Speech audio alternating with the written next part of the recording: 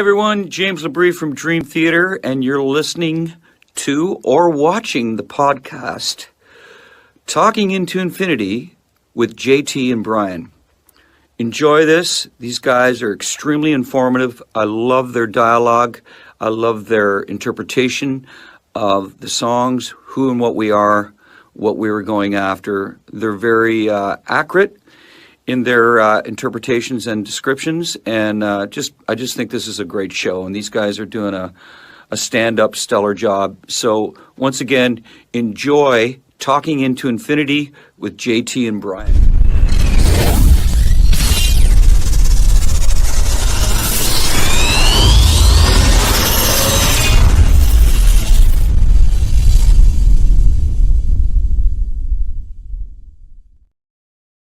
What's up, guys? Welcome to another episode of Talking into Infinity, a Dream Theater-centric podcast. I am your host, John. We are live on Facebook, YouTube, talkingintoinfinity.com, the CMSnetwork.com, and the CMS Rumble page and the CMS Network's Locals page. We are at those locations every other Thursday at 7:30 p.m. Eastern Standard Time. If you are watching on YouTube, please do not forget to click the like button and click the subscribe button, as well as hitting that notification bell so that you are notified every time we go live. Without further ado, let me bring on the man, the myth, the legend, in his own mind, my esteemed co-host, Mr. Brian Hendrickson. What's going on, man? I just barely made it back. I realized I had a cat trapped down here. Do your deer animals hide when it storms? Like our youngest cat, Kojak, man, he just like finds the shelf with all the Christmas stuff and goes about as far under there as humanly possible. Yeah, hangs out when it's storming or raining. He does not like that. Yeah, my cat will be 20 in exactly 2 weeks from tonight. And he's stone deaf, so he doesn't care. He never cared anyway. And the dogs just kind of look around like, oh, what's going on? Yeah. So, you know. Yeah, the others are fine, but he's just like, no, I'm not having it. So, right. I get it. But so before we get into tonight's topic, I do have something to plug. This is pretty funny, I think. I texted you about this earlier, but I think it bears mentioning here. For those of you guys who were tuned in a few episodes ago, when we had Pyro John Watkins on the show telling us all of his crazy stories from a life of being licensed touring pyrotechnician for bands like Van Halen and Kiss and all these kinds of big bands. He had told us that he's working on a book, and thought, okay, cool. Whenever that comes out, I'll definitely buy a copy. And he kind of made it sound like, he was just he had a whole bunch of pages just laying there and kind of working on it little by little. That dude really is crazy, man. He's a character, because a couple days ago I saw on Facebook that his book is out.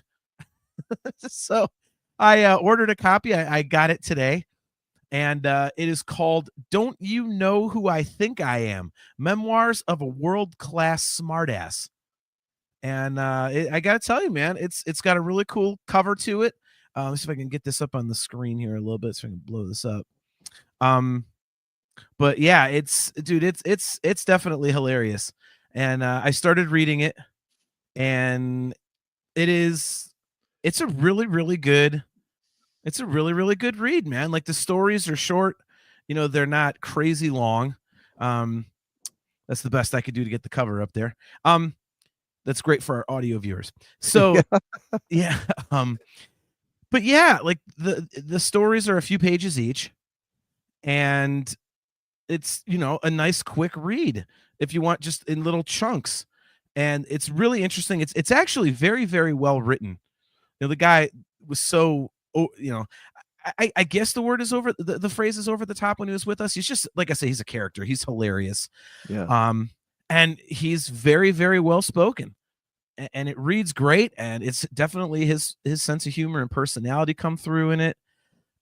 So I would highly recommend it. I think with shipping, mine was only $26. So yeah, I'm looking forward to it. We're going to have him on, obviously, again, because people wanted to hear more stories. But now we can actually talk about his book as well as get some more stories out of him. So yeah, it's called Don't You Know Who I Think I Am? Memoirs of a World-Class Smartass. And it's also taglined, How to Have Fun Annoying the Rich and Infamous. So Is there a lot of naming of names, or is there a lot of like, well, I can't say who this was or exactly? Or No, is it it's kind of a mix of both? no, it's names, man. Okay. It's definitely names. Uh-oh. So I don't think he cares. Yeah. So Why would you at that point? yeah. Look, Kale asks, by the way, Kale, great to see you. He says, weren't we asking him to write that book in the chat at the end of that episode? Are the Infiniteers responsible? Well, Kale, I'm guessing that when we had him on the show, the book was done. He just didn't say so. So that was kind of funny. First time anybody listened to anything we suggested doing. Exactly. I like that name, Infinite Tears. I Yeah. wonder if that's something we can stick. I don't know. It's a There little we go. hard rolling off the tongue, but I don't mind it. We'll give all credit to Kale. Yeah, All it's credit Kale on goes that to one. Kale for that. So, but yeah, so Pyro John's book is out. You can buy it on Amazon. So go check it out, and we'll have him on here soon to talk about the book and what it took putting that together and how long it took. Because one of the stories says, it's about 40 years ago, and I'm like, and the years he mentioned, I'm like, man, he must have been writing this for a while, I think. So, but yeah, we'll have him on to tell some more crazy stories and talk about the book and hang out with him a little bit more. So until then, we have a show to do tonight. And this past weekend was, of course, the NFL draft here in the States. For those of you guys who are overseas, the NFL draft is a huge, huge deal for all of us who are football fans, especially those of us who are fans of the Cleveland Browns, because we suck and we always pick near the top of the draft. So it's very exciting. And it gives us hope, which is immediately crushed once the team takes the field. What are your thoughts on these picks? Take off your rose-colored Browns glasses too. It's their Andrew Berry picks. I mean, we won't talk too long because nobody really cares about our personal team. But yeah, the guy can't draft, and he drafts guys that are just kind of there. He never goes super elite talent, and he had a chance to get a super elite talent, and of course he passed. So, and everybody's all excited, going, "Oh, but it's so good, we got more draft picks." Yeah, but you keep saying he can't draft. So what the fuck is it? If a guy can't draft, who cares if he's got more draft picks? That's like handing like a muscle car to somebody who can't drive a car. It's stupid. So there you go. Kale says, I did it. I named the fan club. Nice. But yeah, so the NFL draft was this past weekend. And so we thought that we would have our own draft here on Talking Into Infinity. And we did this before. The genesis of this idea was actually from, God, it was like one of our first 4, 5, 6 episodes, something like that. I mean, it was really early in the show. First 10 or so. So we didn't even have we definitely have You From the Top, and obviously we no way we had Parasomnia. So we were missing 2 albums, I think, at the time. Yeah, for sure. And it was fun because we got Kale to come on, and we got our good friend Adam Rishog to come on. And so it was the 4 of us doing doing that show. So Aiken. Sorry. Uh-oh. Yeah. Aiken says, for those that don't live here, hearing John say bad things about the Browns is akin to hearing Jesus say he wishes he was an orphan.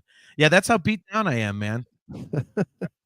It's goddamn depressing. Well, but now one last final Browns thing. I know we don't want to talk Browns. Did you officially renew your season tickets? Because I thought you said you might not. Yeah, we didn't. This is the first time then, right? Since they came back, or no, it's been probably like 14, 15 years. Wow. And I just decided, we decided the payment was over $400 a month, and we're like, dude, we can do other things with that money. Oh my gosh. And we went to the stadium last week, and for those of you guys who don't know, the team hired Journey to play a concert at our stadium before the draft. So that's how much they're trying to get people to be like, oh, buy season tickets and come hang out with the Browns. So I'm walking in the stadium, and I was like, I started getting all those old feels. I was like, man, maybe I should renew. And then it gets to their pick, and it says the Browns have traded, and I was like, nope, fuck them. Nope, there it goes. That's why I canceled. That's why I canceled.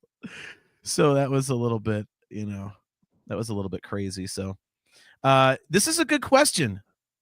So Rocketman 37, great to see you. He asks, can quote unquote all of the astonishing be drafted. No. LOL. Yeah, I probably would have done that, Rocket Man, but I know Brian would shoot it down. So that was a no on that one. So yeah. All right, let's see if I can. Was this pretty easy for you? Like, did you just have no brainers and like I'm not gonna overthink it, or Kind of yeah, kind of no. I have a couple. I have a few on here that if I am able to pick them. Yeah, Rocket Man, I agree. Rocket Man says Brian's a killjoy. Yep. hey, Chris Yeah. has a better comment below that.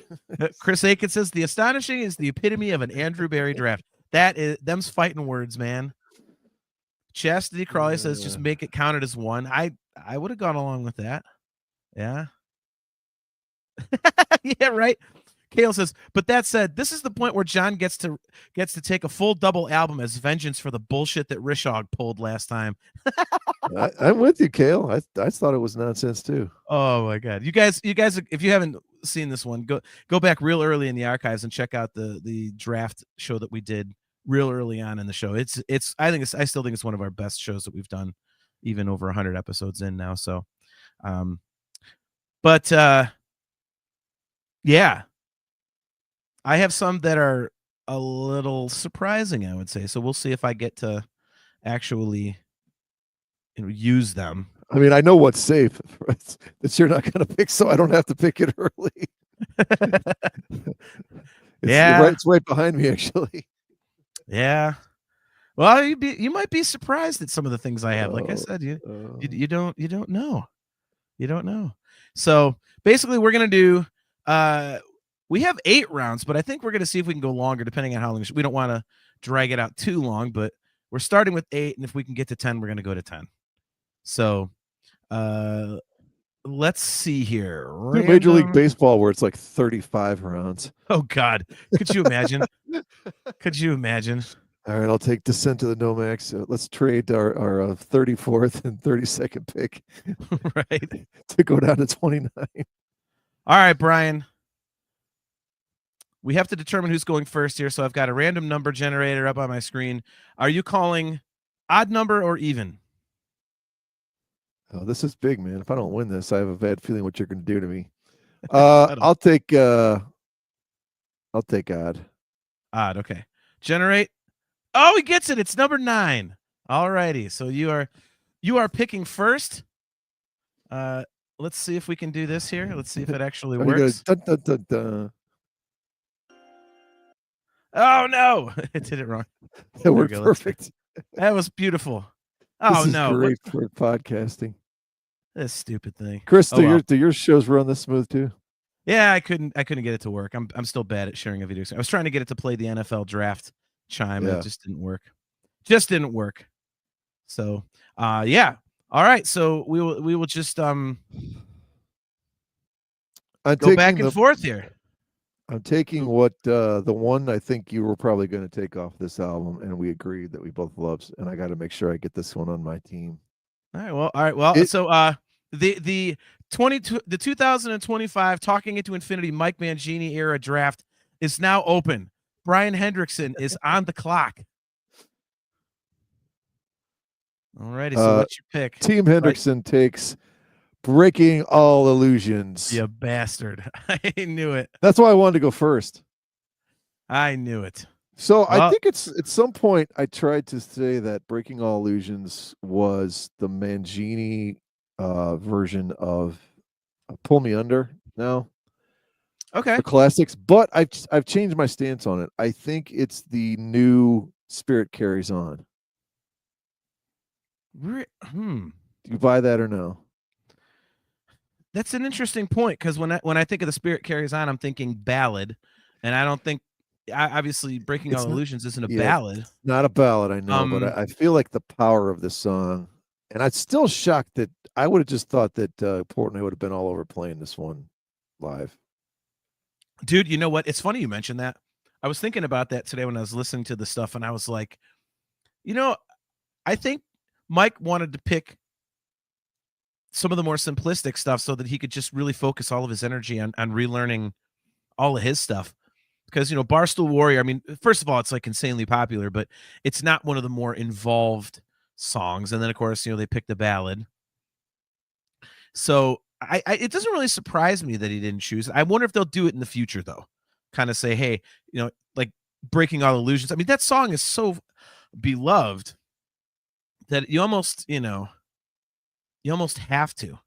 Well, we've said So- a million times it's like 11 minutes, but it doesn't feel like 11 minutes. No, totally. And yeah, man, that's I'll put that one out to the chat too, because that's a good question. Is Breaking All Illusions the Mangini era Spirit Carries On?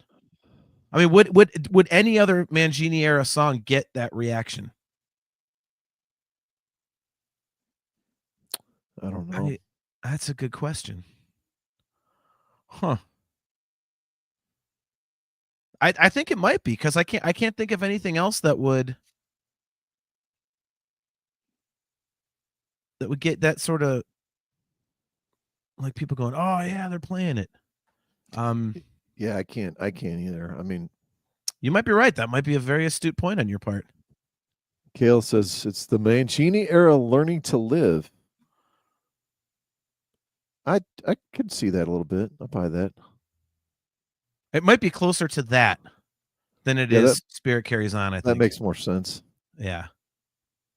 Okay, well, it's a good debate for the first pick. I like it. All right. All right, so I am now on the clock. And I Doug McCauley, Mangina only, got it. Let's see here. What do I want to go with? I am going to go with the song we just talked about, and I am going to go with Barstool Warrior. I think that when I think back on the Mangini era, outside of the Astonishing, because that's a whole record, it's kind of a different thing.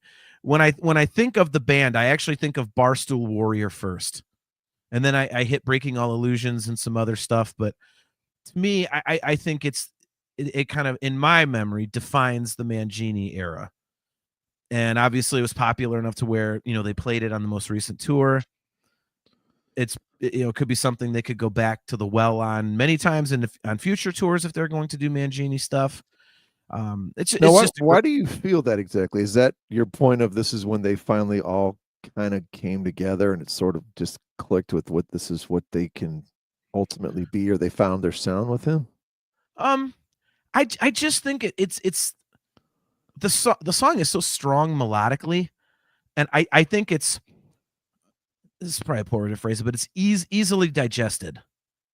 It's easy to get into. It's not crazy proggy, but it's got some cool moments to it. It's, you know, a very kind of personal sounding lyric. It's just a very, you know, easy song to get into on all levels. So yeah, I think it's, you know, I think that's why it comes to mind for me. You know, I mean, that riff, you know, so yep. it's just it's instantly recognizable to me, and again, it's just what pops into my head. So yeah, I'm going Barstool Warrior as my number one pick. So Doug McCauley says, first thing that I think of is on the backs of angels. Okay. Brian might agree. There we go. Kale McLeish says Barstool Warrior is a very 6 Degrees feel. I could the only way I might debate that, Kale, is because I 6 Degrees to me always feels a little more proggy, and I don't think Barstool Warrior is overly proggy. So for me, I think it's a little different. But all right, Brian, you are officially on the clock with your second pick, the third pick in our draft. You know, I noticed something about this song. If you throw out the Astonishing, there are really not a lot of ballady moments with Mangini. You know, it's a lot of pretty up tempo rock tunes. Not really many what I would call pure ballads. Along for the Ride, I guess, out of I mean, I don't know if you want to call it Out of Reach. I'm sure that's probably coming. So spoiler alert, but but I don't even consider that a ballad. You know, I was just thinking about it. I was like, man, I don't really. Yeah, I don't. I mean, I guess you could some of the stuff off of Dramatic Turn maybe, but I don't even count like Beneath the Surface because there's not even drums in that, is there? But yeah, as far as just a super mellow, quiet, kind of laid back, you know, and there's a minor rock element to Long for the Ride, but man, that's just a banger of a. I think it's their shining melodic ballady moment with Mangini, personally. So that is your pick at number 3, your second overall pick. That's my over. Yeah, I got it there. I was afraid you might take that one, so I didn't want to take a chance. You are a whore. Good, it worked. You've already stolen a couple picks from me, you son of a bitch. That's why I want to go first. Yeah, I think, you know, I mean, like you said, The Astonishing is a lot of ballad stuff.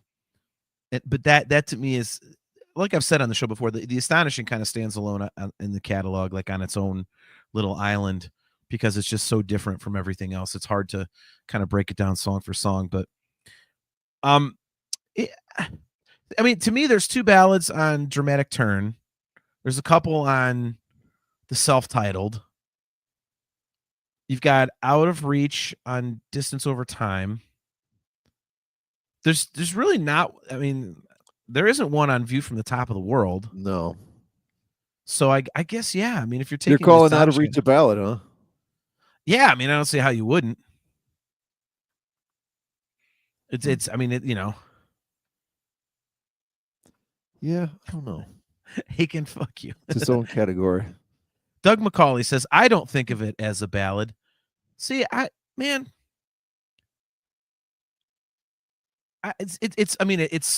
slow, it's piano driven, you know. It is piano driven, yes. So maybe I might reconsider on that one. Yeah, like, I'll give you a perfect example. People are calling Bend the Clock the ballad on Parasomnia, and I don't really hear it as a ballad per se, but Out of Reach I would. Yeah, so no, I agree there. Oh, Kale says they were talking about Looking Glass. Okay, all right. Sorry guys, I was wrong there. Wow. Yeah, Looking Glass is not a ballad. Yeah, that is definitely not a ballad. No, that is definitely not a ballad. All right, so with my second overall pick, let's see, what do I want to go for? I didn't really order these very well. Let's see, which one do I want to go with? Of all of these, I'm going to go for draft value. So I'm going to hold some back that I think I'm safe with. Don't do it. Let's see. You know what I'm going to go with next? I'm going to go with Pale Blue Dot. You son of a... That's pretty good, wasn't it? Yeah, so I'm going Pale Blue Dot. That song is always fascinating to me because for some reason, like whenever I think of it, I'm like, oh, that song's like 14 minutes long. No, it's like not even 9 if I remember right. So it's just that whole record to me, like I say, is what they were going for when they were writing the self-titled record, and I don't think really kind of landed it. Whereas Distance Over Time did stick the landing, where they're trying to fit their long-form songwriting into a more concise, shorter, more to the point type of style. And I think the songs on Distance Over Time nail it because, they're like 6, 7, 8 minutes, which, people like Aiken, but that's still too damn long. But, for Dream Theater, that's, narrowing it down. But you're still getting the meat and potatoes of the whole thing. So, and I think Pale Blue Dot is the perfect example of that. And it's just got some, the prog parts are just great. It flows in and out of itself really well. So, yeah, I'm taking Pale Blue Dot as my second pick. Son of a. I mean, we've talked before about Pale Blue Dot. It's one of those songs where And I think most of them on this list, because we're doing a small draft here, but you're not just sitting there listening to a song in about 2 minutes. You're somewhere else. Yeah. This song has the power to me to do that. Like my mind just floats away. I just feel it. I can just feel the lyrics. I can feel those crazy keyboards in the beginning, the way the drums start out. You're just taken away from and that's what a really great song can do. It can basically, hey, I'm not sitting here listening to a song. I'm experiencing it somewhere, in another dimension, borderline. I love that song. Yeah, no, it's definitely. It's to me that's a standout record, and that's a standout track. So it's yeah, I love it. So that's what I have. All righty, so you are up with your third pick. This will be our fifth overall. Well, this is gonna be another one you're mad about. It was tough to put these. Which one to go first here? But I did have to put At Wit's End. All right, Right you have before one. Pale Blue Dot. I assumed that you would have that one, so it's way down on my list. Yeah, it's probably a no-brainer. I thought there was a chance you might, but I considered it. yeah, I think that song does more for me. It does for me what Barstool Warrior does for you, I think. Wow. Okay. Yeah, I think it's maybe a little bit more in depth. Like we talked before about that soaring guitar solo at the end is just so great. Of anything newer of theirs, I'd be more inclined to someone who hasn't heard the band. I think I'm more inclined ever to say, why don't you go check out At Wit's End, see what you think. I can't disagree with that. It's almost like two halves of the song. You've got like the heavy part and then the mellow part. It's two different things, but blended together so well. And like you said, that solo at the end is obviously now it's like legendary amongst the fan base and stuff like that. So, yeah, fantastic song. Fantastic song. Like I said, I have it, but it's way down on my list because I figured that you would have that way up top. So I actually had a little bit of strategy in this because I kind of was thinking, okay, is he going to take this? Can I put this one a little further down? So, I know I have a couple that you're not going to take, so I'm saving them for later. But yeah, that's a great choice, man. That's a very, very good choice. So, all right. So I am up with my third pick, 6th overall. What do I want to go with? Let's see. Is there anything else that I think you might take that I should probably get out of the way? Let's see. I've got that one. No. You know what? I'm choosing between two of them. I am going to go with Transcending Time. Bitch. Did I get you again? Yeah. Nice. So, all right. I like that. That's good. See, my draft strategy is paying off. It is. Oh my God. So yeah. So Transcending Time, I think for me, outside of the Alien, is the standout track on A View from the Top of the World. I know a lot of people might choose the title track, but I don't know. For me, it's the most melodic one. I think the reason that it's a standout for me along with the Alien is because they sound different from the other songs. Man, wow, Kale, you're right. I did pick 2 Distance Over Time songs. Nice.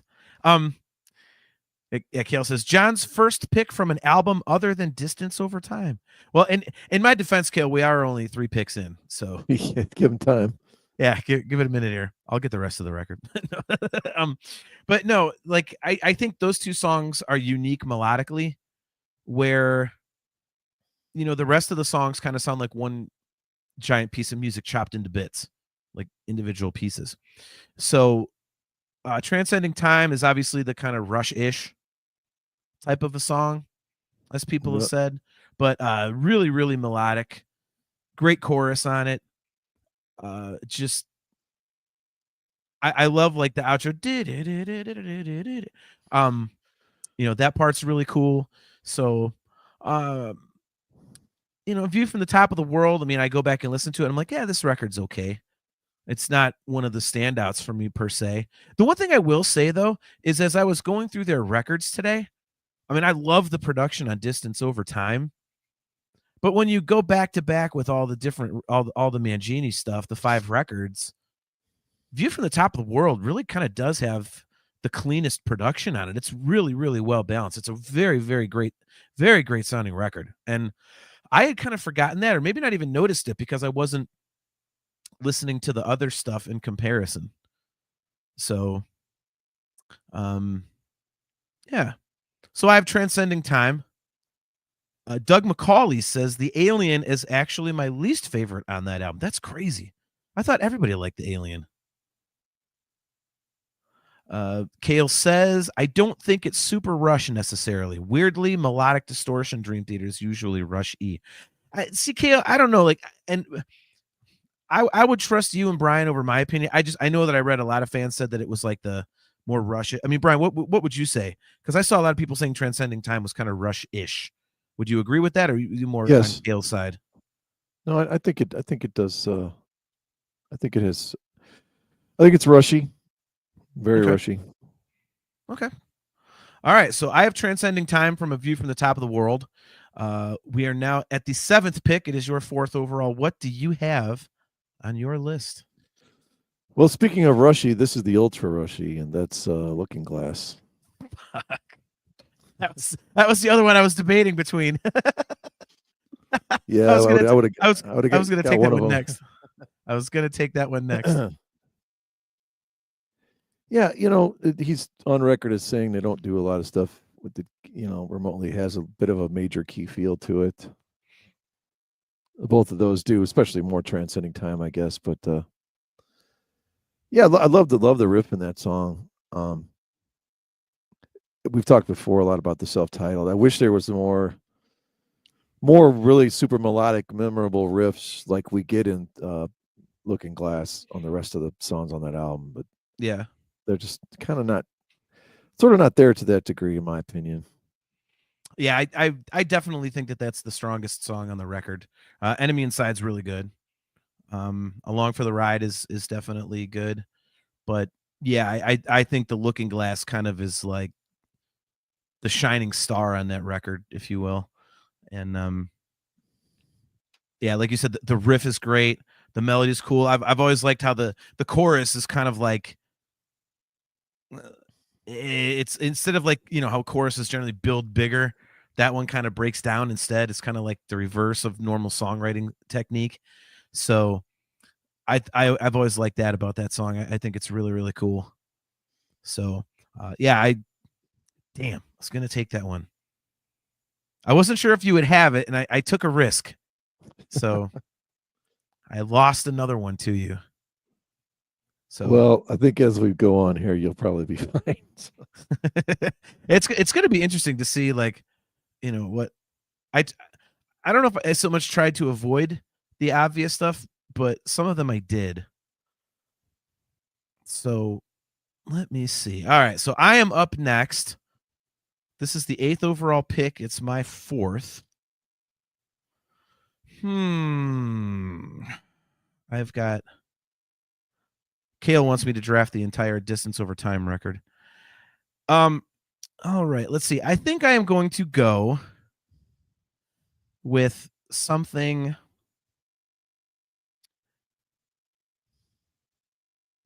Yeah, see, there's a bunch of stuff I know you're not going to take, so I think I want to save those. All right, so this may not be what I consider to be a standout on this record, but I love it, and I always forget about it. This is from A View from the Top of the World again. I'm going with Sleeping Giant. So that one I really enjoyed the first time I heard the record. I still really like it. Again, the Alien and Transcending Time stand out much more, and it's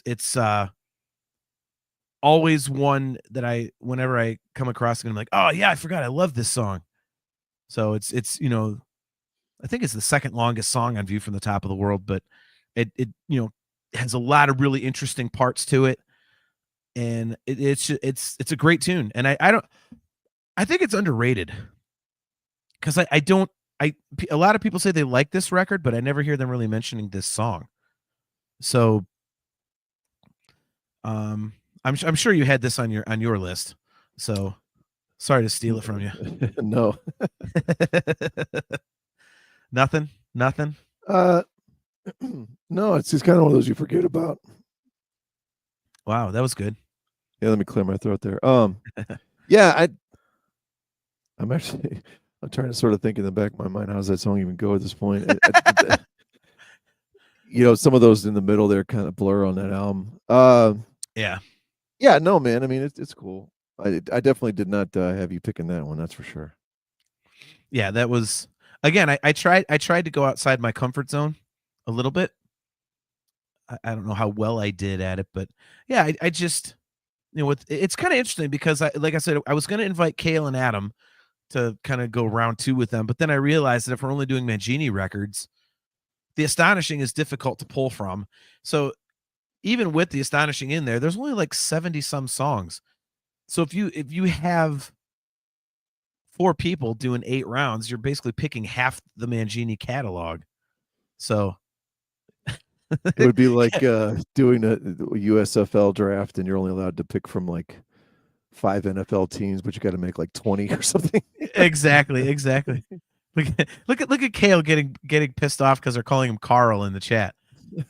Kale, that's the joke, man, because people kept accidentally typing your name wrong. Get on board, dude. Come on now. If people can make fun of my hair every other episode, they can joke around with somebody mistyping your name and calling you Carl. So there you go. All righty, so let's break it down so far. You took Breaking All Illusions first. I then took Barstool Warrior. At number 3, you took Along for the Ride. At number 4, I took Pale Blue Dot. At number 5, you took At Wit's End. At number 6, I took Transcending Time. At number 7, you have The Looking Glass. And at number 8, I picked Sleeping Giant. So pretty interesting so far because I think we only have 3 albums accounted for. Yeah, only 3 records. Interesting. Okay. Well, speaking of that shit, I guess Doug doesn't like that one. Doug McCauley apparently isn't a fan. It says at shit's end. Okay. All righty. Awesome. All righty. So this is your 5th pick. It's 9th overall. What do you got? Speaking of things that aren't going to remotely surprise anyone, Lost but Not Forgotten. Okay. There's no but in there, but you just added it. Yeah. That's the Japanese version. Right. Lost but Not Forgotten. That's for the Japanese release of the record. Yeah. Yeah, man. I mean, I've raised the praises of this song before. I love that piano opening. It's just so majestic and huge, and another one of those that just kind of sets your mind free. You feel like you're going another place when the song gets going. At its finest, this is one of those. I think I'm on record. I would love to hear this played a lot more often than it is, which I'm guessing is going to be never now. So. Oh, Kale corrected me. We have 4 of the 5. Okay. I missed that. Okay. Thank you, Kale. I always mess stuff up on here. I am God bus. It's hard to believe there's 4. I keep thinking there's only 3 full Mangini albums. It's crazy. Yeah, it's weird, man, because you think of the Astonishing kind of is on its own little island, and then it's like when you think there's a total of 5, and like you said, like 4 quote unquote regular albums, like, yeah, wow. I had a hard time picking from that for that reason. Also, like, and I know we're not picking based on Mike Mangini impressing us with his drumming, but there isn't going to be really much on there. Yeah, he doesn't even play half the time, so it kind of feels weird to include pretty much almost anything on that. But so scale of 1 to 10, how shocked are you? But that Lost Not Forgotten is on my list. 2. Okay, that's 2 higher than I thought it would be. So yeah, no. I kind of figured that you would pick that one, so I left it off. But you're still on pretty much on record that you're not a fan of that record. Man, like when I was listening back to it today to kind of go through and make my list, I really think that part of it is I just don't like the production. I mean, and going back to it after not having listened to it for a while, and also again, when you're listening to everything else mixed in from the Mangini era, you get this comparison. The drums just have no balls in the mix. Like it just kind of sounds like he was just kind of hitting them, like tapping them a little bit, like, and it doesn't. They just don't stand out enough for me. So I think it's just lacking in that kind of attack. So, you know, but but then again, I mean, I'm one of those people that like production value is always something that kind of bothers me, I think, more than other people. You know, I know a lot of like music aficionados who really like production of like 70s records and stuff and can't stand modern production. I'm like, dude, give me an Andy Sneap, Judas Priest, or Testament record over, the Doobie Brothers from 74 any day. I like it loud and powerful and thunderous, and it's just my preference. Well, we talked about this before, and I don't remember what your answer was. I tend to think you're a little clouded because you knew going in that all the drums were already all written and mapped out. But see, that doesn't really bother me because, I mean, it's not. I'm not saying it bothers you, but I feel it might color the way that you hear the album, which is very well possible that it could feel that way based on how we know it was written, right? See, I don't think that it necessarily sounds overly like Petrucci said, hey, only play. I mean, we know that that's pretty much the case in a way, but I don't think they sound simplistic enough to where it was like a non-drummer wrote every bit of it. It's there's enough there, a Dream Theater-esque, that it sounds fine to me. It literally is just the sounds of the snare and the way it's being attacked. The drums are being attacked in general. Yeah, it's just that there's no balls there. There's not like that thump. It doesn't add anything to the low end at all. So it just kind of feels like, they took, the balls fader on the drums in the final mix and turned it down.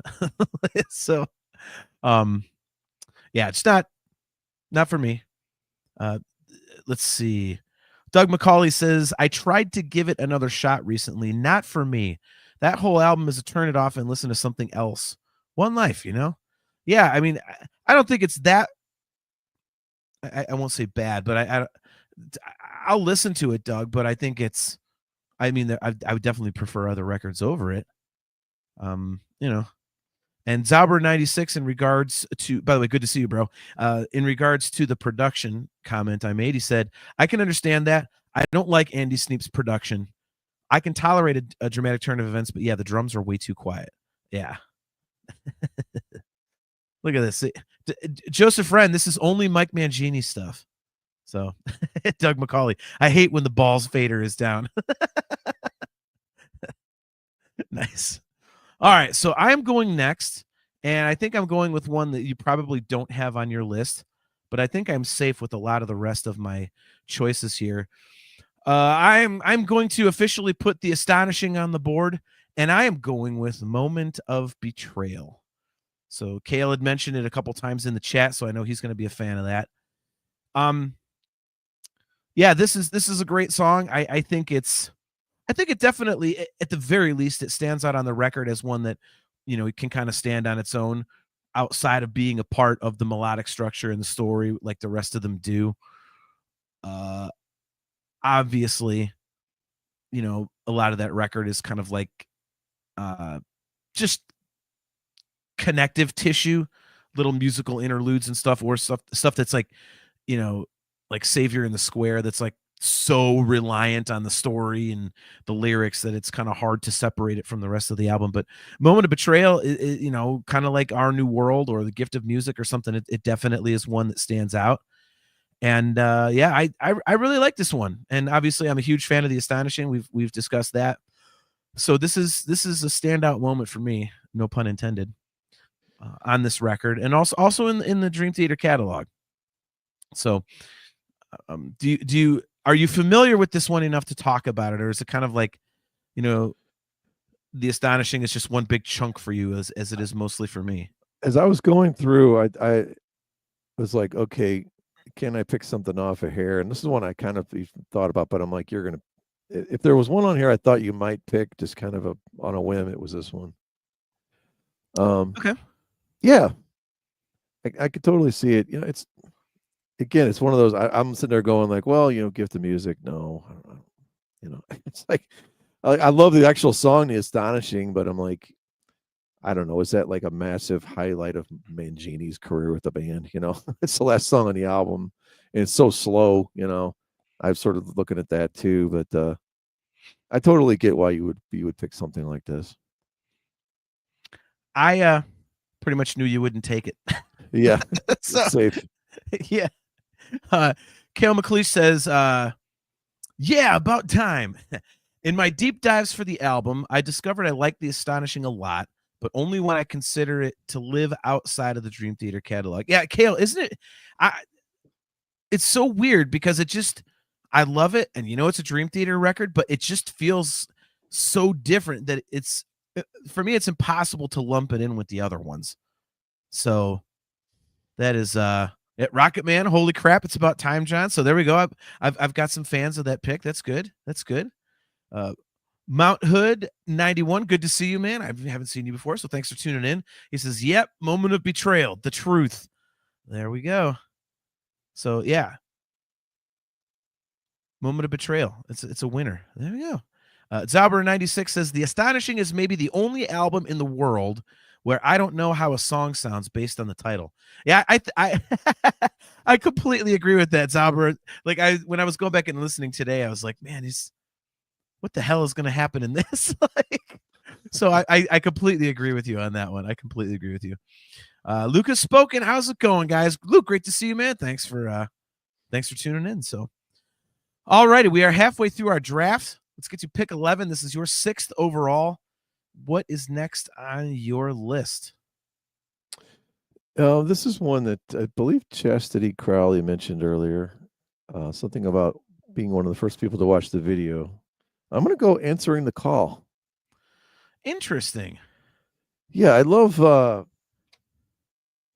it's sort of a metal guitar riff on the beginning there, and I don't know, Mangini's just really crushing some metal type drums through this whole album. Really, I think he sounds great on all this stuff. I think this is the one album he truly got to totally shine all of his skills on. Even though there's great stuff on the record before this, I think this is sort of his chance to really sort of shine and show off.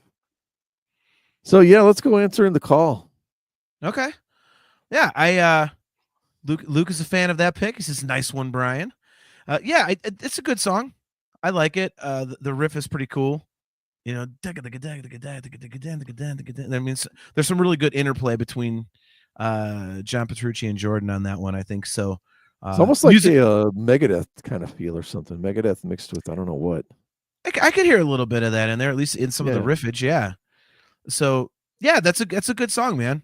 I almost had that one on my list, but as I was listening through the record, it's for me, Sleeping Giant and the Alien and Transcending Time and whatnot. So, but yeah, that's definitely a good song. I feel like this is going to be a record that as we do shows like this, we're going to be like, man, that record's better than I remember. We were talking about, obviously the Alien is the one that everybody talks about, but then, we mentioned, Transcending Time. And then I'm talking about Sleeping Giant. Now you're into Answering the Call. I'm like, oh yeah, good song. And there's, 4 out of the 7 songs. So it definitely feels like it sort of landed. I don't want to say landed flat with the fans, but it wasn't quite the same as Distance Over Time. I don't think it was received that way. I think the perceptions of it, it's kind of the same thing, I guess, but I don't think the perceptions of it are the same at all either. I think there's a lot of people that are kind of on that album, which it's a grower, honestly, to me. Yeah. Yeah, no, I agree with that. Doug McCauley, Answer the Balls Fader. See, if we had t-shirts for the show, that would be an awesome logo we could make. Like have our logo and it's like, in the back say turn up the balls fader. That'd be good. Mount Hood 91 says, dude, DT does not have a bad album unless you aren't into the first album because of the vocals, but you can do the instrumental on YouTube. See, Mount Hood, I'm a big fan of When Dream and Day Unite. So, I know some people aren't into it because of Charlie and, people have production issues with it. I mean, it's not the best production, obviously, but I love that record. I think it's great. I think it's underrated. So, yeah. So I'm a big fan of that one. So, alrighty. Another song that I am a big fan of. You're not going to believe this, Brian, but it comes off of the record You Never Thought I Would Touch. I am going with Outcry. Get out of here. Yep, I'm going with Outcry from A Dramatic Turn of Events. And that is a song that I really like. Wow. It's weird because like I usually don't kind of like this sort of thing, but I don't know how to do the kind of the synth beat, I'll say the hip hop ish beat that kind of like pulsates, there in parts. It's pretty cool. There's some great guitar work. I think melodically it's great. I love the chorus. It sounds huge. It just absolutely sounds massive to me. The choices that they made with the notation and stuff like that. And definitely one of the biggest choruses, certainly on that record, but for me also in the Mangini catalog. So yeah, I've always really liked that one on a record that doesn't really stand out much for me personally. I know you love it, but Outcry for me has always been one I'm like, all right, cool. And I think it's better than some of the other songs on that record that get a lot of love. So like I say, personally, I'm a big fan of it. So yeah, I went with Outcry. Let's see. Well, go ahead. No, I was going to say, Cale McLeish says, actually, looking at your list, the self-titled is the album you won't touch. Well, Cale, don't forget that I had the Looking Glass on here and Brian stole it, the bastard. So I did have something on here. So Aaron Taft says, Outcry, best song in that album other than Breaking All Illusions. Aaron, great to see you, man. Doug McCauley. Balls Fader was at 11 on that chorus. Nice. Oh my gosh. All right. Like so a character in Spaceball, Balls Fader. Yeah, Balls Fader, exactly. Oh my gosh. So all right. So you were going to make a comment about Outcry. Yeah. I mean, if there ever was a song I thought on my list was safe, it was that one, but we can cross that off now. So you actually had that on there, huh? Yeah, I love that song, man. Wow. Okay.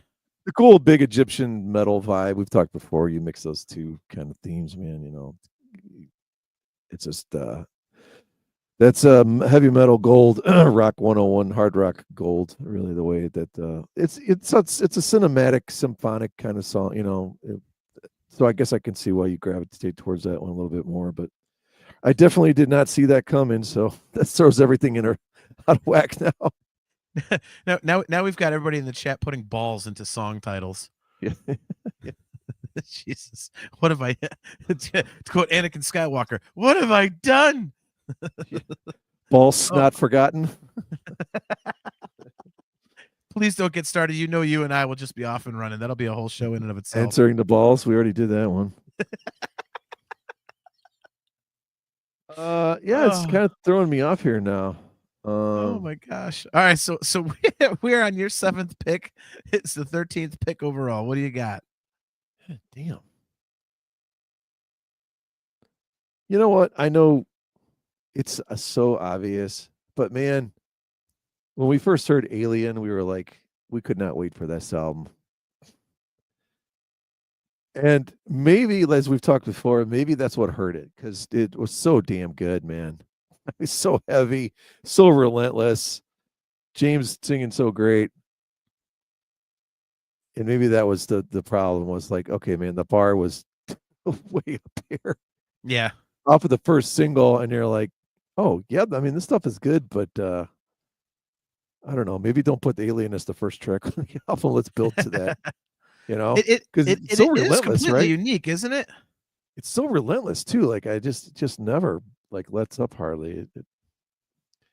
Yeah, I got to put Alien. Give me Alien in the seventh. I mean, I'll consider that like they get like value draft. Like, well, he could have easily gone in the Yeah. second, third round. Right? That was going to be my next one. I wasn't sure. I was trying to hold on to it and see if I could get it in before you did, and I was off by one pick. So yeah, it's interesting because I feel the same way you do about it in terms of where it slots on A View from the Top of the World. It's I think like yeah, I don't think I can say it any better. It set the bar so high, and the rest of the record is great. But I think the Alien definitely is kind of like the gold standard, I think.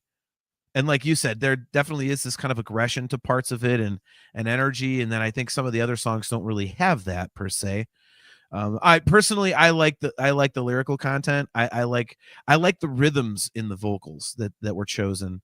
That song is just really, really, really interesting to me. Obviously, the Grammy voters thought so as well. So, um, that is definitely a good selection there, Brian. So, alrighty. Bring up my banner here. Let's see. Okay. There we go. Of course, the old man's bladder. What's up, DQ? John Godfrey says he gone. Yeah. So, alrighty. So let's see what we got here. So we are through pick number 13. So Brian's got 7 songs. I've got 6. So I actually have 4 more on my list. So I'm hoping Brian takes none of them, or else I'm really going to be reaching. So I love the Star Wars quotes, man. Hopefully you guys got to see Revenge of the Sith in theaters. Tonight's the last night. And if you didn't, you should be in a theater watching Revenge of the Sith, not sitting here listening to our dumbasses. So yeah, real quick, while Brian's out, since we're talking about the Mangini stuff again, like I mentioned earlier, it's pretty interesting to listen to all of this material in kind of a hodgepodge, because it kind of gave me a fresh ear in terms of the production value of each of the records. I still don't understand why on Amazon Music. I don't know if the record itself is this way, or that's just how it is on the stream. But Distance Over Time is really quiet, which is odd. The self-titled was a little quiet too, so didn't like that. But nice, Aaron. Saw it twice this past week. There you go. But yeah, it's interesting to kind of compare them back, back to back, and I think you can hear clearly that DTHQ, they made a great choice by getting their own studio, and the guys that they've worked with, because the production value on View from the Top of the World, and then of course subsequently Parasomnia, are just top notch. So, but I also think that it was interesting going back to the Mangini era, in a big pile like this, because it kind of it was,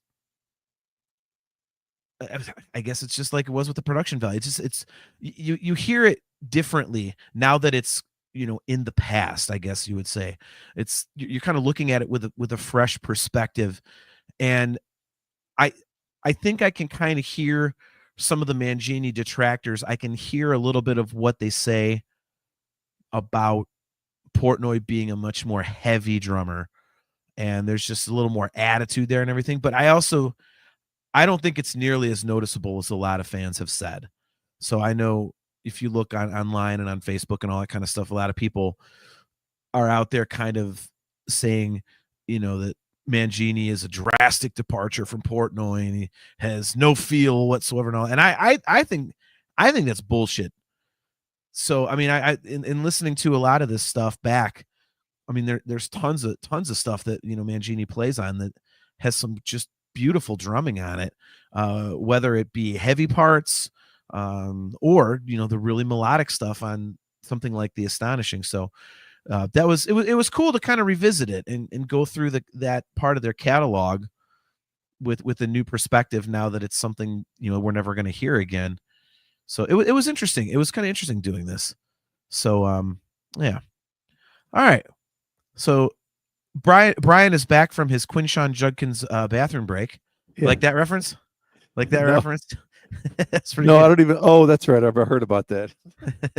His mom answered the phone or something. Yeah. So what we're talking about, guys, is one of the guys the Cleveland Browns picked when they called him on his phone to tell him that he was being drafted. He was in the shitter. So that was pretty good. But yeah, Doug McCauley kind of backing me up here. He said it's not really, but you can hear a style difference. But yeah, I don't think anyone else would have been a good fit. Yeah, I'm with you. I mean, you would I think to get more of a Mangini feel, you would have needed a much more metal drummer, Doug. But could they handle all the crazy proggy shit? So, I don't know. How much do you think it? And we've probably talked about this before. They've stopped us. The fact that they finally got a Grammy, and Portnoy wasn't a part of it. Like, how much does that? I don't think that would play into it. I mean, as we know, I mean, James kind of hinted in some interviews that there was some behind the scenes stuff that he hasn't been specific, but he kind of hinted in interviews that it wasn't just out of the blue, that it was like, oh, well, No, this guy's I don't. gone. So I don't mean that. I'm not talking about for as far as him come back to the band. I just mean the fact that he didn't, that they got a Grammy, that he's not on the album. Like I just wonder how that eats at him. Oh, eats at Portnoy. Okay. Yeah. I thought you were talking about how it influenced their No. decision. Get Portnoy back. Okay. Yeah. That's a good question. That's a very good question. I mean, obviously he's happy for them, but there's still got to be a part that's like, I don't know. I guess I guess in a way he probably has to feel like he's sort of part of it too, even though, you know what I mean? Yeah. And I think with the Alien though, I mean, if you listen to it, I don't think he would. I mean, first of all, it's his friend, so who's going to begrudge their friends a Grammy? But number two, I mean, if he listens to it, obviously you got to hear. I mean, those drums in the beginning and stuff, and some of the drum parts throughout that song are just absolute pure insanity. So I'm sure he's got to listen to it and go, "Fuck yeah, that's definitely worth a Grammy," especially considering some of the stuff they were up against. So yeah, I would assume he probably just happy for his. I would assume the Portnoy's just happy for his friends in that instance. I would think. So. Yeah. Alrighty, so we got a few picks left. This is my 7th pick. This is 14th overall. And I think all right, what do I want to do here? I'm almost positive you don't have these other three. So I am going to go back to the well, and I am going to go Our New World. So I'm going to take it before you can, since I'm almost positive that you don't have the other three that I have. So yeah, I mean, what else can I say about this song? I totally love it. It's simple and catchy, and I think it's just a great way to almost close out the Astonishing record. Just a fantastic song, a nice, simple, catchy riff, and easily digestible song. Just I think it's just, to me, it's always been such a great exclamation point at the end of a great album in the Astonishing. And it fits perfectly at the end of that. It's, it feels triumphant to me at the close of that story. And obviously I know there's, one or two more tracks after that, but to me, it's always been kind of like the exclamation point at the end of the Astonishing. So, yeah, I'm taking Our New World as my 7th pick at 14th overall. And from your reaction, I can tell I just stole another one from you. Well, somebody named Brian Ader 1968 made a great comment in the chat. The greatest Ty Tabor riff to ever end up on a DT album. Isn't it Tabor? No, it's Tabor. I'm never. Tabor, is it? Okay. I think. Oh, you don't know for sure, though. I've always called him Tabor, and I've only been a fan for like 30, 40 years. So, yeah, man. I love that song because it's well, nothing on The Astonishing remotely sounds like that. It's there's kind of minimal guitar riffage to that degree in general, right? Just where like a Yeah. guitar riff carries a song. That's not really what that album's about. So it really stands out from that aspect. Plus, it's just a cool, catchy, poppy thing that they don't ever do hardly, you know. Yeah. So you stole like two of them, you know, between that and Transcending Time. They Don't have like worry. four of those in their whole catalog, right? And you took two of them. Exactly. Hey, you got a couple from me, man. So Yeah, I did take Looking Glass, which sort of fits that category too. yeah, Along for the Ride was on my list. Breaking All Illusions, I think, doesn't really count. So Yeah. Kale McLeish. Hey, John, am I the only one who sees Ty Tabor and thinks Wat Tambor? No, you are not. I thought the same thing, Kale. Nice. I don't even know Oh, what my is Wat gosh. Tambor? Is that Star Wars? Yes, it's very much Star Wars. Okay. Yeah. Kind of not kind of a very backgroundy character. So not a lot of screen time, but only us major nerds would know that. So, all right. So pick number 15. This is your 8th overall. What do you got? Yeah, and you got my list in shambles now. I don't even know what the hell I put in here. All right, I got Signal to Noise. Nice. Okay. Not many start with a bass. Weird song, right? I mean, Yes. I don't know what the song is. I don't even know what is that some kind of scientific reference or something. I don't even know what the hell it is. Yeah, I think Jordan explained it a couple times in interviews. I'm dying over here. Go ahead, talk for a second. Man, Brian, he's gonna end up croaking on camera. But what a way to go in the middle of a nerdy podcast about Dream Theater. Good for him. You should take some medication before we go live. This is very unprofessional of you. Just so I you know. have. I've taken tons. That's the problem. Well, at least you don't have to sing this weekend. Just a fun, quirky song. Actually, I do tomorrow night and Saturday. So other than that, no. Well, there you go. All right. But yeah, Signal to Noise. I got it probably in my top 3 or 4 songs on that album. I would agree with that. I actually was pretty close to putting that one on my own list. Like you said, it opens with the bass, which the bass sounds great on that record, by the way. It's kind of one of the reasons I'm annoyed that that record's quiet when I listen to it. So Doug McCauley. Is Brian well? Is it a tumor? No, I'm definitely not well, but it has nothing to do with anything. Yeah, right. But yeah, I think the only reason that kept it off of my list when I was looking at songs that I just really like, there's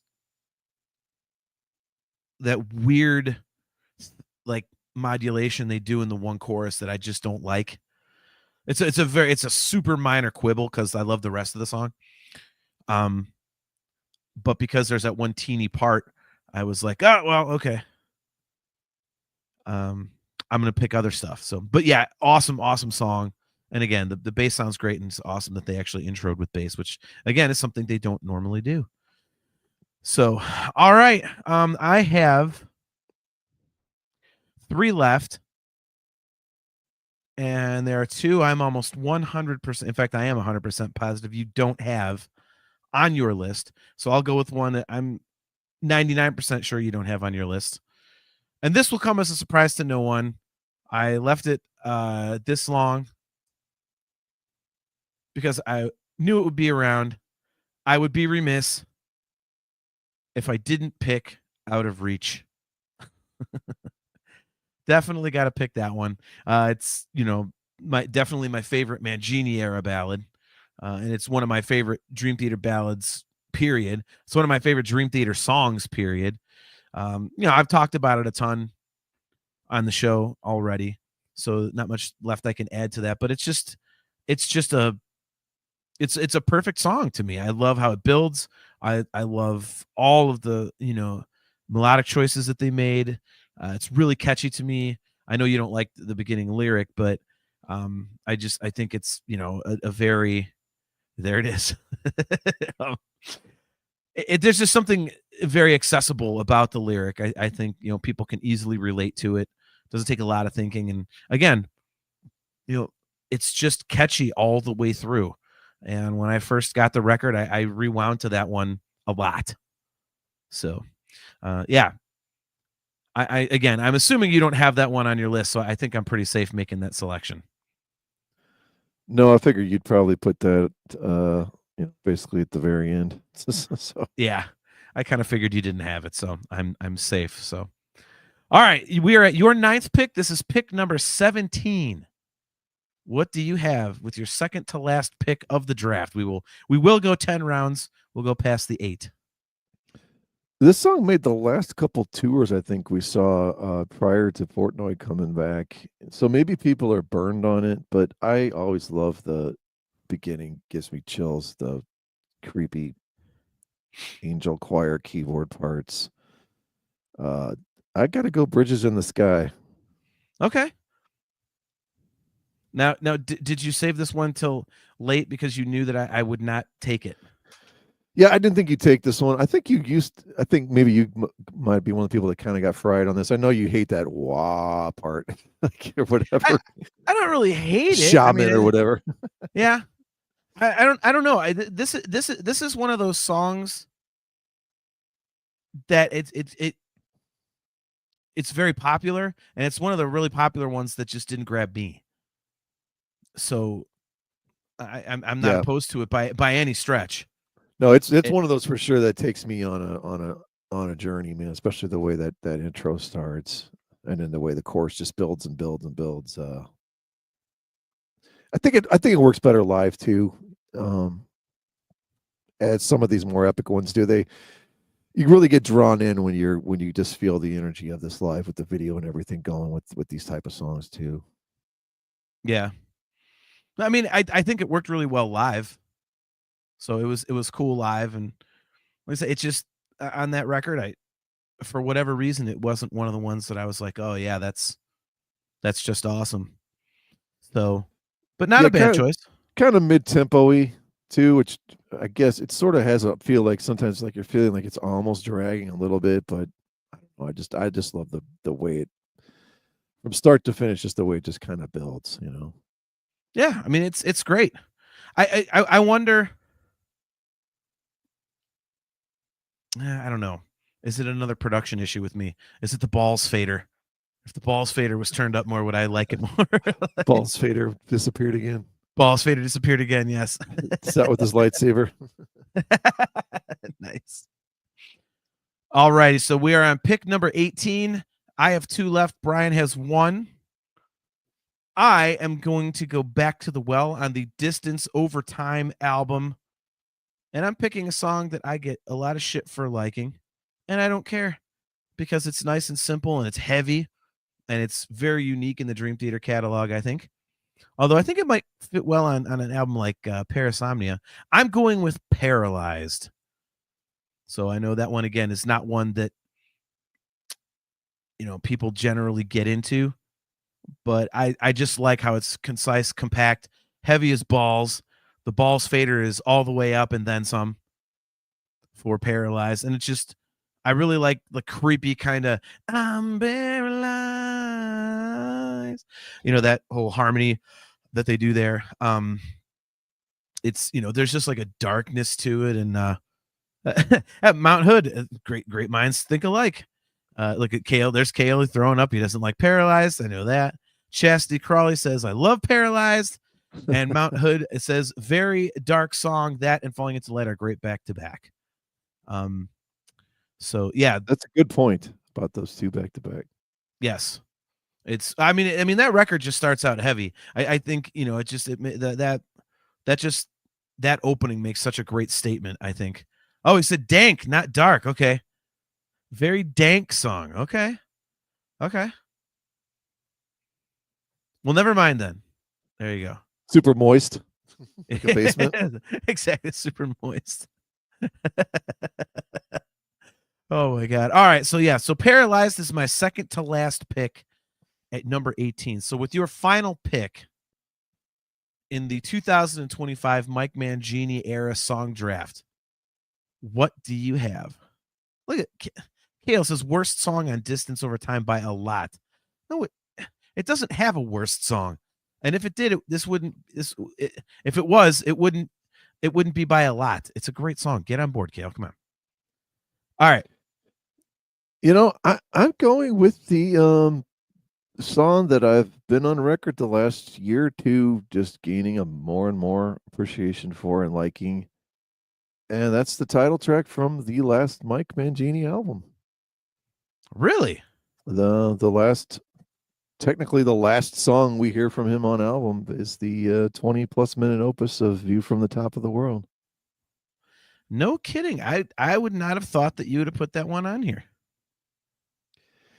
Yeah, it's not like their other epics, which I guess most people would say, yeah, not as good, right? It's just easy to say. There is a minimalism simplicity to some of the parts, but I think it's, like everything they do, I think it's kind of intentional. And I still think the way it's done, to me, the way it's done works. And by the time you get to the end, you're totally exhausted, but I think the melody starts to sell on me. I start buying in a lot more by the time I get to the end of it than I did the first couple times I heard it. It's a grower of a song. I don't know that there's a lot of middle ground on this one. I think you either really kind of grow to appreciate it, or it's never gonna. It's not I don't gonna know. take. I don't know, because I think I am in that middle ground. Like, I enjoy it, but I don't think it's like the greatest, and it's definitely not Illumination Theory for me. So, I think it's good. You know what I think is a great way to experience that song, honestly, is if you watch Wayne's visualizer for it along with it. Yeah, I you think said that before. I think. Yeah. Yeah. Sure. I mean, because you actually get the visual of people like, climbing Everest looking stuff, and all that kind of thing. And I think something about it just makes it hit a little bit harder. It's kind of like the video for that Wolfgang Van Halen song Distance. I mean, it's a great song on its own, but when you're watching this video, and he's singing about getting ready to lose his dad, and then it's all these home videos of him as a little kid with Eddie. It's like, oh my God, like, it's just, I mean, it really imprints itself on you that way. So yeah, I think this song is kind of more of the same. It's if you're watching the visualizer at the same time, I think it adds that context to it. I will say this. I think that this song is the most lush, majestic thing. I don't know if lush is necessarily the best word. I think we use the word majestic a lot. I think this is definitely the most majestic song that they've ever done. It sounds like a movie soundtrack in at the end of a movie when the major plot point is hitting and the ending is in full swing, and it's got that majorly cinematic sound and feel to it. So yeah, not a bad choice, man. Not a bad choice. So I'm going kind of opposite from that. I think this song is only like 4.5 minutes or 5 minutes. And I'm actually going, let's see here. Did I go to this record yet? No. I was going to, and you stole it. You stole 2 of mine from this record, but I'm going to the self-titled record, and I am going with the Balls Fader pushed to 20, and I'm going with Enigma Machine. To me, that's a standout track.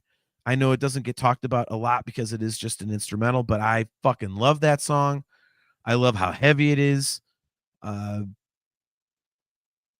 of the playing in that song is just ridiculous, and I just absolutely love it. I listen to it all the time, and I think it doesn't get talked about enough. I think it gets overshadowed, especially when you think of the other instrumentals that they've had, and I don't really think that's fair. I think it's really up there with some of their best work, and so I'm a huge fan of it, and as a result, I'm taking it, man. And you didn't get all of my self-titled album choices, so there you go.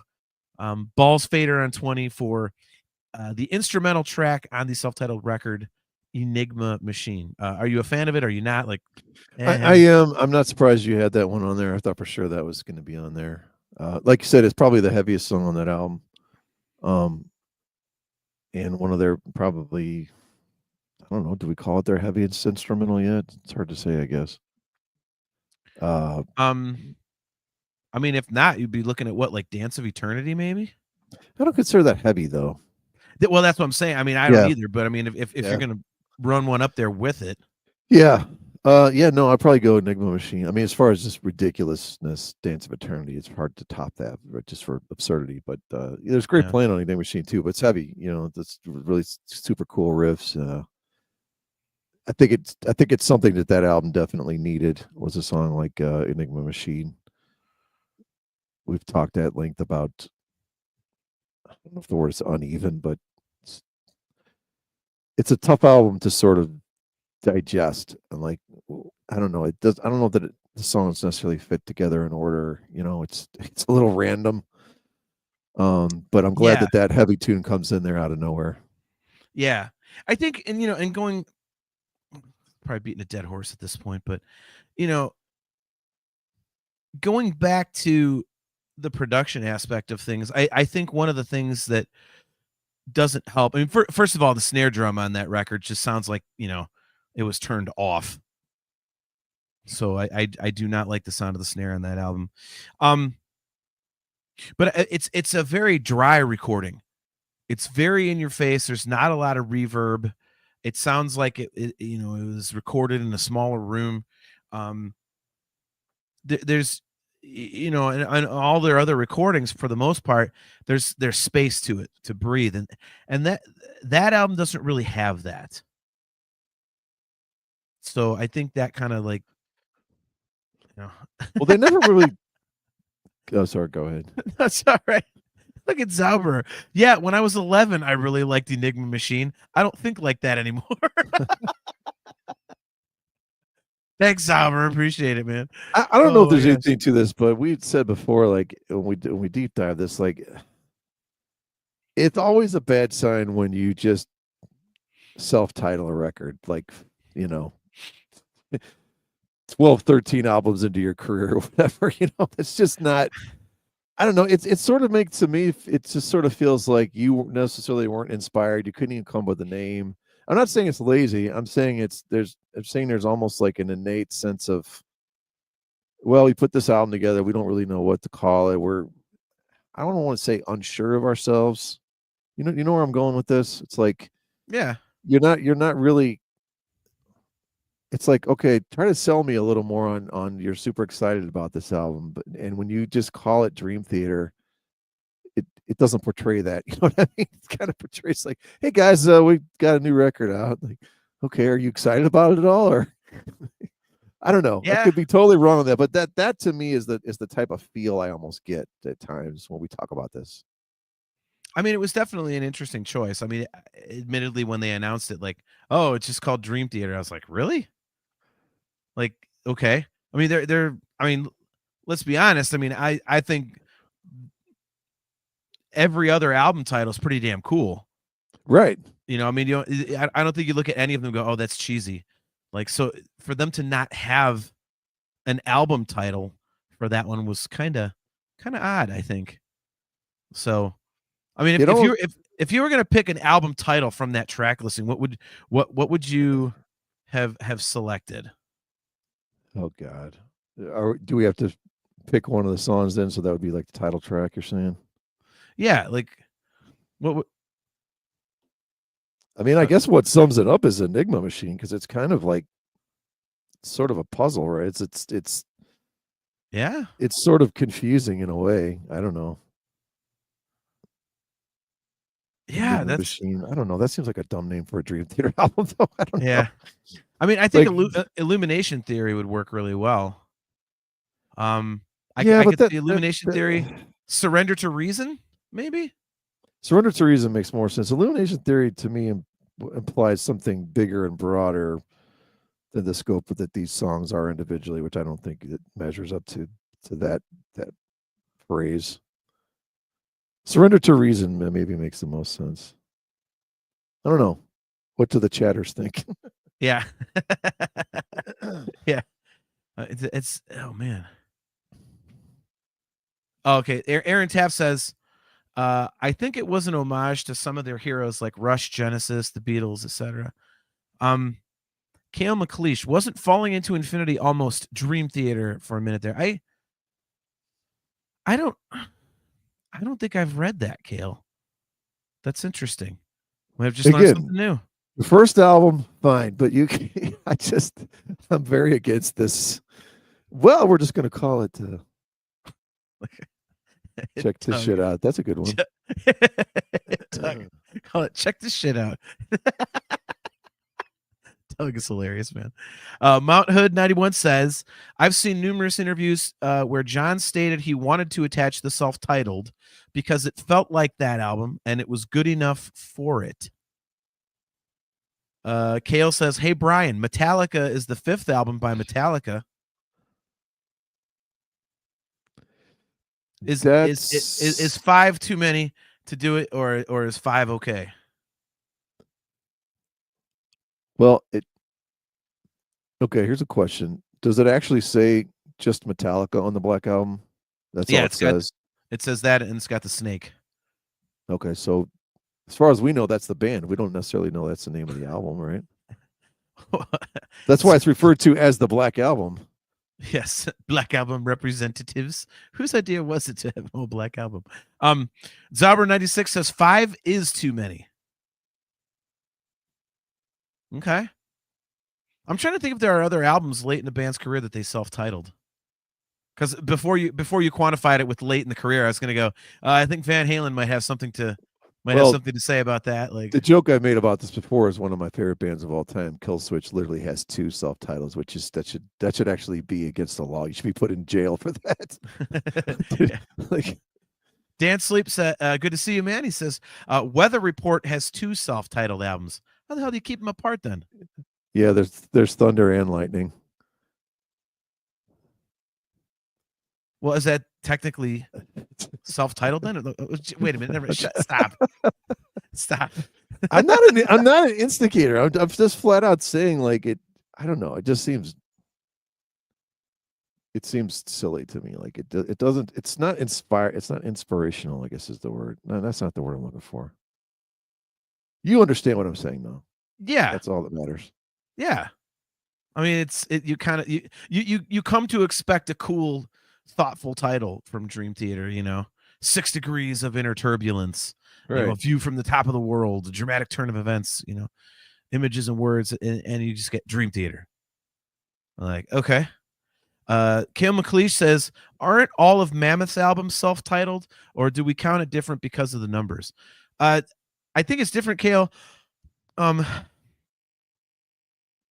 because, sorry, I'm trying not to belch like a motherfucker on the mic. Only because Brian's talking about later in the career, whereas Mammoth, the first one was, that 2 albums. Van Halen was, the first one, and I mean, Zeppelin was really bad, right? 2, 3, and 4. Yeah, that was. But at least they established a pattern, right? Yeah, it was almost kind of weird when Houses of the Holy wasn't 5. Right.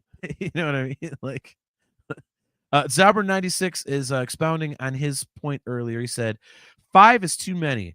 If the album isn't representative of the original style, Genesis by Genesis, for example, is like their 13th album, but it doesn't have much to do with their progressive roots. Okay, makes sense. So before we jump out of here, Brian, since we are at an hour and a half, when you were going through all of the, Mangini records to try and come up with your list, what were your thoughts about it? Because while you were off taking a piss, Quinshon Judkins style, I was mentioning the fact that kind of going in and listening to all of the Mangini stuff in a hodgepodge the last couple days kind of gave me a new perspective on it in a few different areas. And it was interesting coming back to this era of the band because I hadn't listened to it in a while, because of course we've all got Portnoy fever at this point. So did anything change for you? Did you have did you have a different outlook on anything having done this, or is it kind of just like staying the course for you? Well, I think it fully solidifies 2 distinct eras, right? Okay. And I'm just really curious if Portnoy had stayed around. What we said before, would we have ever gotten an astonishing? I say no, but Okay. um, and I'm not saying that's good or bad. I mean, that would be bad for you because you love that album, Yeah.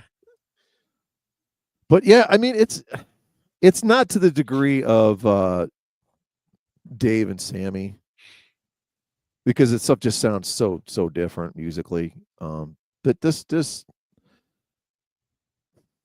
trying to think of how to phrase this. I think this is a sort of a natural progression musically, with still staying true to who they were. Sort of a modernization of the sound. Okay. Could that still have been achieved with Mike and the band? Probably. I mean, I don't know. But sort of bringing them into the modern era of, and I guess the closest thing I can think of is probably just the Dave to Sammy era. But Dave can't come back and duplicate the Dave area. Yeah. Unlike Portnoy coming back and sort of breathing new life into what they created, right? Yeah. I think in going back and listening to it, what really kind of stood out to me, one of the things that I noticed the most is that Portnoy definitely has an aggression in terms of his contributions to the songwriting. It's definitely a little more heavy in your face, even on some of the mellower parts. You can definitely hear his metal / rock side, not only in the playing, but also, again, it's in just the overall vibe and attitude of the songs themselves. So it was interesting to hear that, to kind of go back and, since I'm so immersed in the Portnoy stuff now, and then to go back and, revisit all the Mangini albums. It was kind of interesting to hear that difference in style. And I'd mentioned earlier that I don't think it's nearly as extreme as some of the Mangini haters do, but there is a little bit of a difference. And I think sometimes it takes being removed from it to really appreciate that, or to recognize it at all. Because I've said before, when Mangini was part of the band, I didn't understand all the hate. And it's so different and sucks. And then I'm like, no, it's not so different. Like, what do you? It's not like all of a sudden they turned into AC/DC. So it's, there's a little bit of a difference, but not Well, sizable at all. all those backing vocals, that Mike's that are kind of somewhat back now, and some of Parasomnia, like those. Yeah. Those were totally gone. Those metal echoing, or him coming with those parts like Count of Tuscany or the Prophets of War kind of thing. Those chants or whatever, where he's not necessarily doing a harmony, but kind of a call and echo thing with James on stuff like that. That's been totally gone since Yeah, for 12 years or whatever it was, 13. for sure. Look at Zauber. Van Halen is so confusing. Their 1,984th album is followed up by their 5,150th. Okay, that's like, that belongs on a t-shirt or something. And then Kale. But then both come before the 812th. Right. Oh my gosh, that's awesome. That's fucking great. Mount Hood says, sometimes I enjoy Mangini more as he's so goddamn great at drums. They did shit they couldn't do with Portnoy. It's a win-win. We get Portnoy back and 5 Mangini albums. That's basically it in a nutshell, Hood, isn't it? I mean, I completely agree with that. I mean, there's just some things that are just so otherworldly, like the Alien, that and his speed, that are just untouchable. And so, and I think you get some really, really good songs. I think for that reason, I hope that they continue to put Mangini stuff in the set lists, and they do some of the more complicated stuff, because I'd love to hear Portnoy's take on it. So I think it would sound really, really cool to heavy it up a little bit. So I just think it's going to be so minimal, because we've only got so many tours left, and the next one they're going to do all of Parasomnia, right? yeah. Which means we're going to get probably at most another maybe half hour. I guess It's going to be more than that. I mean, 45. if they're doing an evening with, I mean, one full set would be Parasomnia. It'd probably be like a greatest hits for the first set and then Parasomnia, then an encore and out, you would think. All right, so maybe another hour plus. Yeah, I don't know. I just don't see him doing too much of it, which is a shame. But Hey, you never know.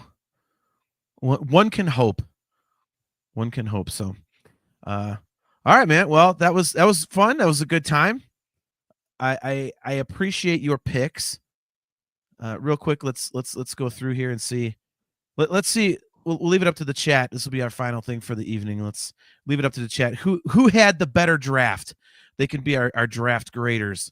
So Brian has Breaking All Illusions, Along for the Ride, At Wit's End, The Looking Glass, Lost Not Forgotten, Answering the Call, The Alien, S2N, Bridges in the Sky, and A View from the Top of the World.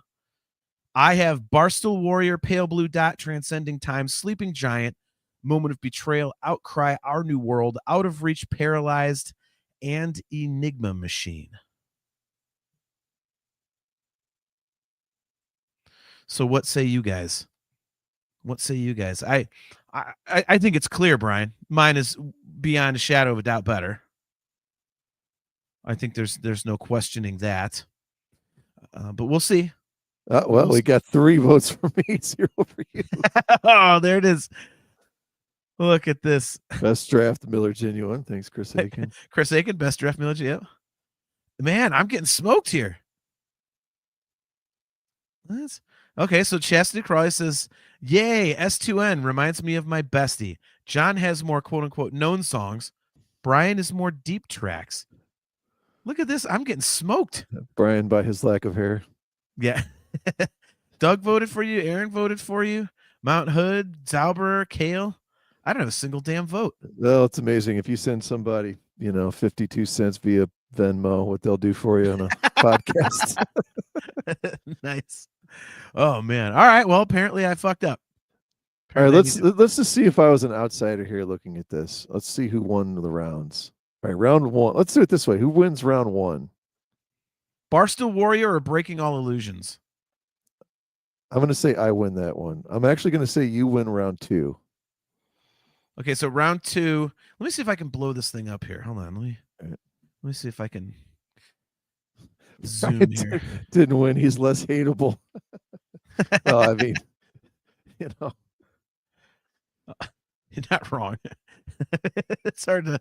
All right, let me see if I can share my screen here. Window. Let's see. Here we go. All right, let's see if this will come up here. Podcast. There we go. There we go. Okay. So Brian wins round 1. For round 2, I'll give you that one. It's Pale Blue Dot or Along for the Ride. It's got to be Pale Blue Dot. All right. I'll give you that. I'm actually going to. Oh, shit. No. You know what? I might give you 3 too. All right. So round 3 is Transcending Time versus At Wit's End. That's interesting. All right. Zauber is going with you for At Wit's End. Kale, the sympathetic vote. All right. So you got round 3. There we go. All right. So round 4, we've got Sleeping Giant and The Looking Glass. I have a feeling I know how this one's going to go. Should I just mark The Looking Glass already? Yeah.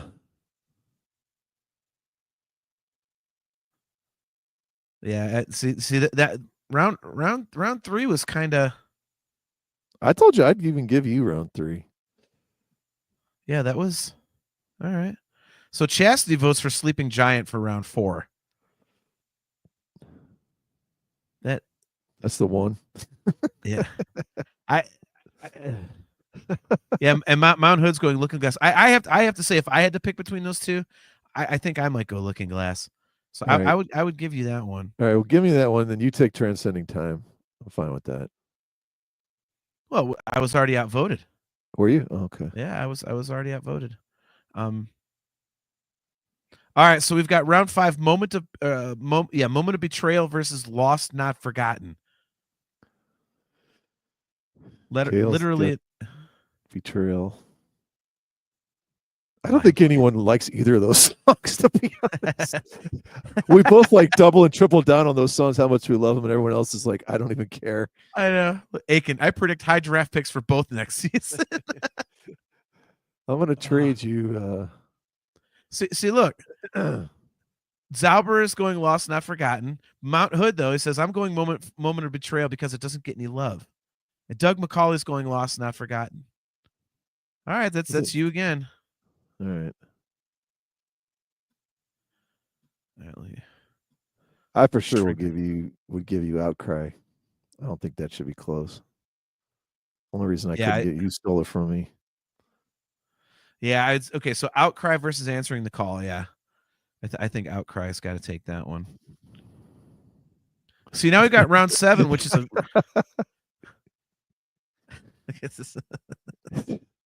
Wow.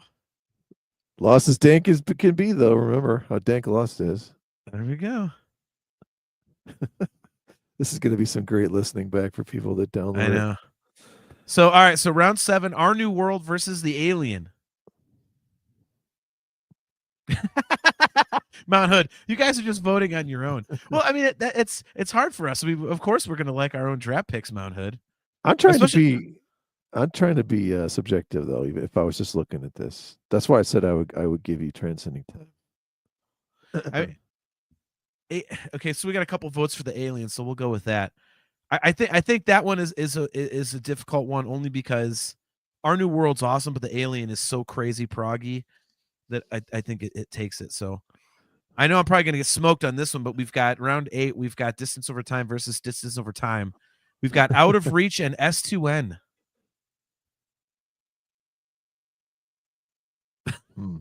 Mount Hood, granted, I don't know exactly what you're doing here. We're just trying to see who wins the round. We're comparing song for song in each round. So, yeah, I think I'm going to get smoked on this one too. No, there's an Out of Reach. All right, so we're 1-1.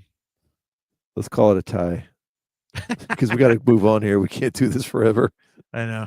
There's another one for S2N. Damn, I lose again. Look at this. Man, I do I even need to mention this one? Bridges in the Sky versus Paralyzed. I mean, that's pretty obvious.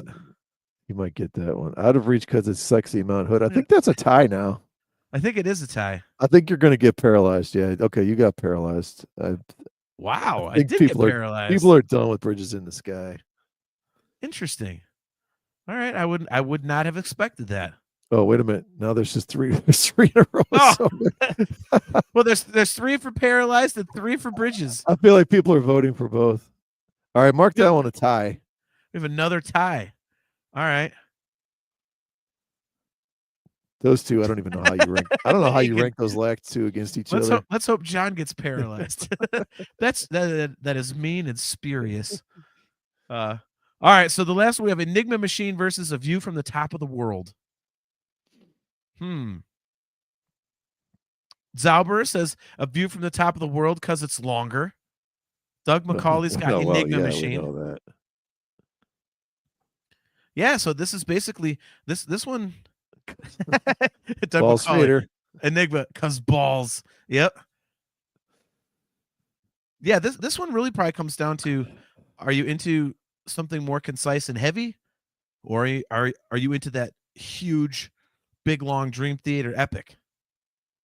Chastity says, Enigma instrumentals are fun sometimes. All right, so I'm up 2-1 on that one. Yeah, I'll probably have to give you that one. I didn't think I was going to get that one anyway. All right, so I won 3, you won 5, and we have 2 ties. That's pretty close then.